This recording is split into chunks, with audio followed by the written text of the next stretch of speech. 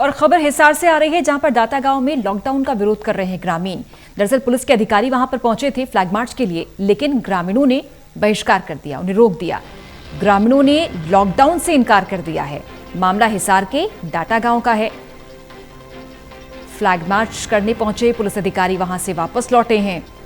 Police को गांव में आने की इजाजत नहीं दी गांव के लोगों ने।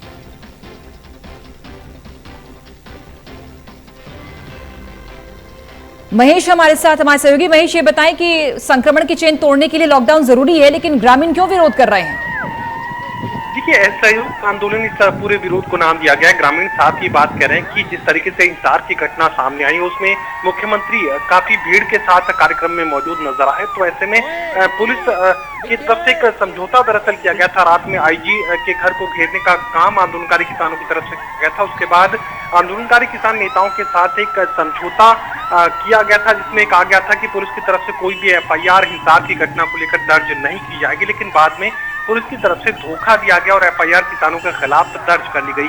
अब इसी मामले को लेकर आंदोलनकारी किसान गुस्से की हालत में, और हरियाणा के अलग अलग गांव में इस तरीके का विरोध देखने को आने वाले दिनों में और मिल सकता है। अगले 1 से 2 दिनों में ग्रामीण ये कहने की कोशिश कर रहे हैं कि सरकार की तरफ से और जिला प्रशासन की तरफ से, पुलिस की तरफ से धोखा किसानों के साथ किया गया। और यही वजह है कि कोरोना के नियमों को मानने से इनकार ग्रामीणों की तरफ से कर दिया गया। पुलिस की मौजूदगी गांव में नहीं हो सकती, ये भी आंदोलनकारी किसानों की तरफ से कहा गया। इसके अलावा किसी भी सरकारी कर्मचारी को गांव में नहीं घुसने दिया जाएगा, ना ही गांव में किसी तरह का आइसोलेशन सेंटर बनाया जा सकता है। स्वास्थ्य विभाग की टीमों को भी गांव में नहीं घुसने वो देंगे।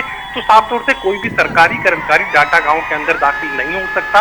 असहयोग आंदोलन यहाँ ग्रामीणों की तरफ से चलाया गया। उसके साथ ही फ्लैग मार्च करने जो पुलिस की टीम पहुंची थी, डीएसपी के नेतृत्व में करीब 20 गाड़ियां थी, जिसमें फ्लैग मार्च के मकसद पुलिस की टीम गांव के अंदर दाखिल होने की कोशिश कर रही थी। लेकिन इन तमाम पुलिस की गाड़ियों को वापस ग्रामीणों की तरफ से मोड़ दिया गया और गांव में दाखिल नहीं होने दिया गया। सहयोग आंदोलन से नाम दिया गया और ये विरोध आगे भी जारी रहेगा। तस्वीरें भी हम देख रहे हैं महेश, मानो पूरा गांव ही इस समय उमड़ गया हो। किसी के चेहरे पर कोई मास्क नहीं है, हुटिंग भी हो रही है, और इतनी बड़ी संख्या में ग्रामीणों को देखकर ये हम देख रहे हैं कि पुलिस की जो गाड़ियां हैं वो भी वापस लौट रही हैं।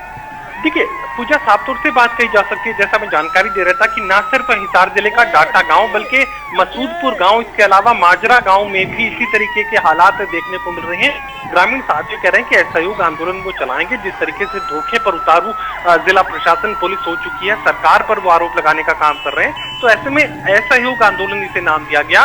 कोरोना के किसी भी नियम को मानने से इनकार, ना वो मास्क का इस्तेमाल करेंगे, ना वो सोशल डिस्टेंसिंग का ख्याल रखेंगे, ना ही गाँव में स्वास्थ्य विभाग की टीमों को आने दिया जाएगा, ना ही किसी तरह का आइसोलेशन सेंटर वो चलाने देंगे। तो इस तरह की परिस्थितियां तमाम दूसरे गांव में भी देखने को मिल सकती हैं। बहरहाल तस्वीरें डाटा गांव की हैं, जहां पर फ्लैग मार्च करने के मकसद से पुलिस वहां पर पहुंची थी, लेकिन ग्रामीणों ने खुलकर वहां पर विरोध किया। पुलिस की गाड़ियों को गांव में दाखिल नहीं करने दिया, नहीं होने दिया। फ्लैग मार्च से इनकार ग्रामीणों की तरफ से कर दिया गया और ऐसे में पुलिस की गाड़ियां मोड़ते हुए आप देख सकते हैं जो गांव में दाखिल नहीं हो पाई।